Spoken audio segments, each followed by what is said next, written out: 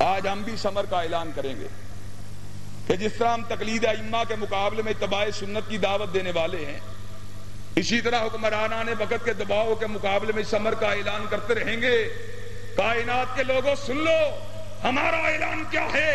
ایک طرف بش کی بات ہو، ایک طرف بلیئر کی بات ہو، ایک طرف پرویز مشرف کی بات ہو، ایک طرف پرویز الہی کی بات ہو، ایک طرف علاقے کے MNA کی بات ہو، دوسری طرف کملی والے کی بات ہو۔ پرویز مشرف کی بات کو جوتے کی نوک پہ رکھ دیا جائے گا، مگر کملی والے کی بات پہ آج کو نہیں آنے دیا جائے گا۔ نعرہ تکبیر، صداقت مسلک اہل حدیث۔ اور آئیے اہل حدیثوں، آج ہم اپنی دعوت کی صداقت کے اوپر ڈٹ جانے کے جذبے سے محروم ہیں۔ آج ہمارے یہاں پر صحیح معنوں میں کتاب و سنت کی بالادستی کی جنگ لڑنے کا عدم ولولہ اور حوصلہ موجود نہیں ہے، لیکن اہل حدیثوں، تمہیں ایک مرتبہ پھر تمہارے تعلق کو اپنی تاریخ سے جوڑنا چاہوں گا۔ یہاں پر مولانا عبد المنان بھی موجود ہیں، دوسرے علماء بھی موجود ہیں، ان کی موجودگی میں یہ بات کہنا چاہوں گا، مفتی محمود دنیا سے چلے گئے، فضل الرحمان نے ان کے جھنڈے کو اٹھا لیا، مولانا مودودی دنیا سے چلے گئے، قاضی حسین احمد نے ان کے جھنڈے کو اٹھا لیا، بھٹو دنیا سے چلا گیا، بے نظیر نے اس کے جھنڈے کو اٹھا لیا، ضیاء الحق دنیا سے چلا گیا، اعجاز الحق نے اس کے جھنڈے کو اٹھا لیا۔ آج ہم بھی سمر کا اعلان کریں گے، اور سن لو، جس طرح مفتی محمود کے بعد فضل الرحمان اس کے مشن کو نہیں چھوڑتا، جس طرح مولانا مودودی کے بعد قاضی حسین احمد اس کے، وہ ہم بھی علامہ شہید کے بیٹے ہیں، حبیب الرحمان کے وارث ہیں۔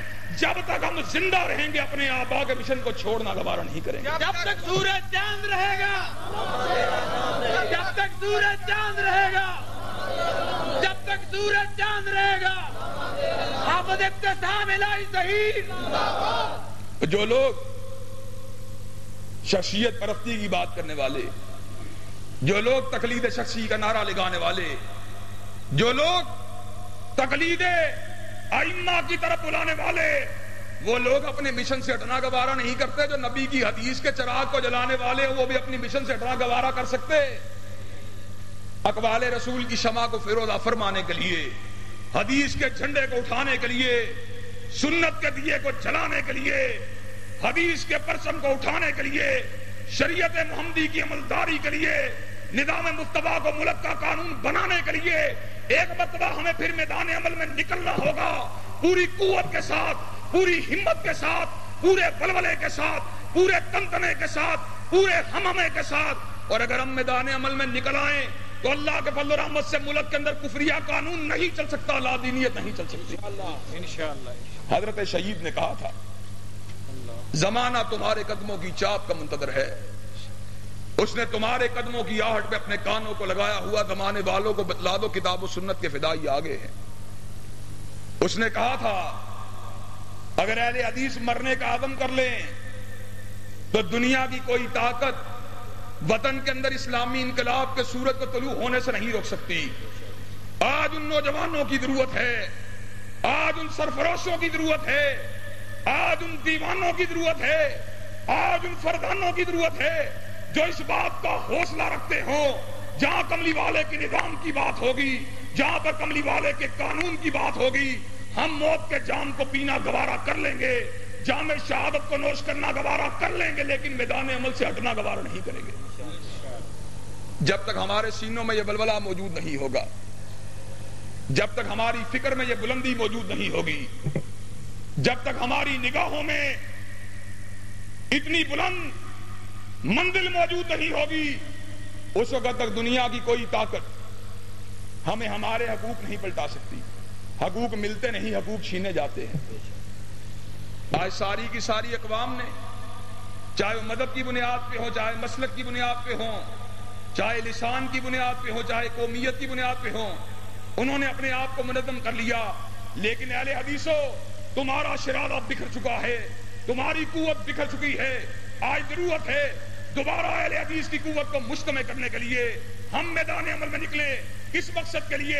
اس مقصد کے لیے جس کے لیے احمد ابن حنبل نے ہاتھوں میں کڑی کو پہننا گوارا کر لیا۔